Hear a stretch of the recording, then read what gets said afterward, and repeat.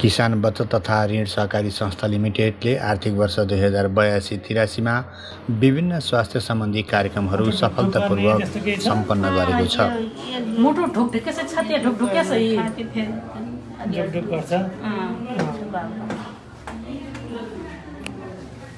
संस्थाले सदस्यहरूको स्वास्थ्यलाई प्राथमिकतामा राख्दै पाठेघर तथा स्तन क्यान्सर परीक्षण, कार्डियो तथा डायबिटिज परीक्षण, सुगर, प्रेसर, हर्मोन, बाँझोपन तथा मूत्ररोग सम्बन्धी परीक्षण कार्यक्रम सञ्चालन गरेको थियो। त्यसैगरी संस्थाले आँखा सम्बन्धी सम्पूर्ण परीक्षण तथा निशुल्क आँखाको अपरेसन सहितको शिविर पनि सञ्चालन गरेको थियो।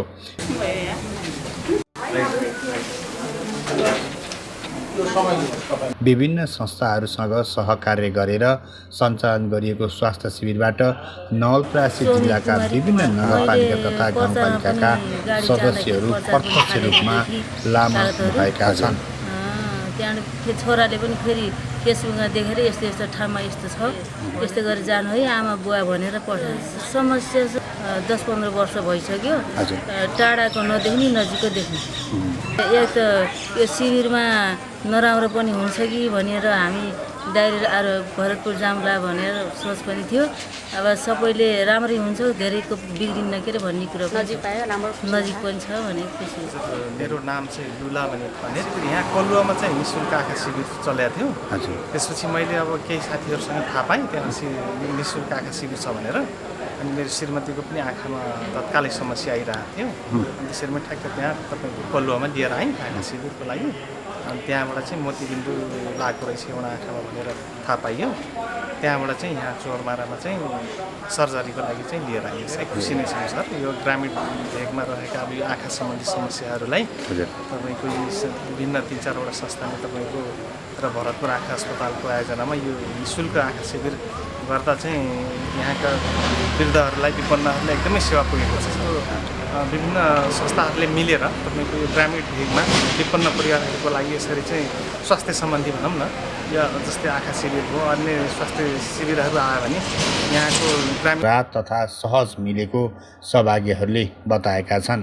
यस्ता कार्यक्रमहरूलाई आगामी दिनमा पनि निरन्तर दिन सदस्यहरूको सुझाव रहेको छ। यो समय हो के खालि मान्छे मात्रै देख्ने, यो नाकको आँखा यो कानहरू मुखहरू नदेख्ने समय हुन्थ्यो। अहिले हजुरलाई राम्रो कान देख्नु, नाक देख्नु, आँखा देख्नु, किसान धेरै खुसी भयो।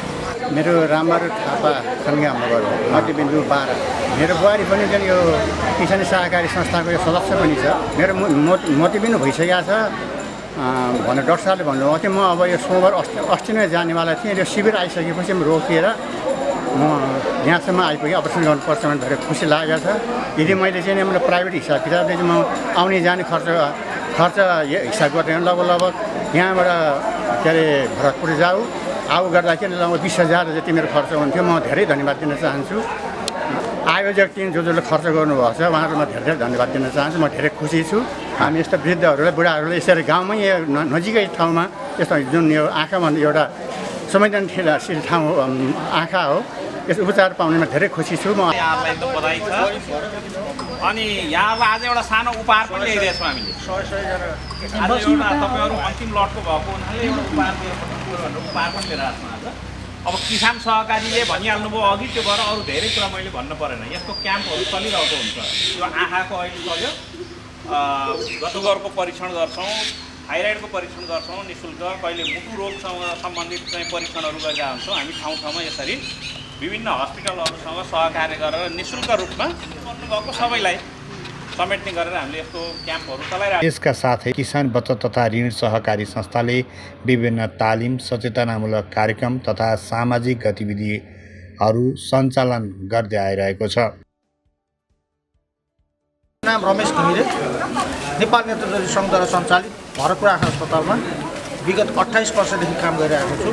अहिले त्यो अस्पतालमा मेरो काम कर्तव्य भनेको चाहिँ म बाह्य कार्यक्रम समेत मुख्य उद्देश्य भनेको चाहिँ हुने मान्छे चाहिँ भरतपुर आँखा अस्पताल गएर उहाँले गएर अपरेसन गर्नुहुन्छ।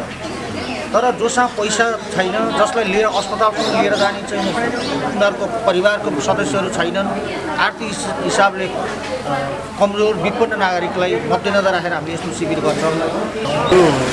शिविर सञ्चालन गर्ने जुन प्रक्रिया हाम्रो विगतदेखि भइरहेकै कुरा हो र यसलाई अझ सहजता प्रदान गर्नको निम्ति टिमले राम्रो गरेको मैले अनुभव गरिरहेको छु। टीकाकरण गरिदिनको लागि हाम्रा जुन निकाय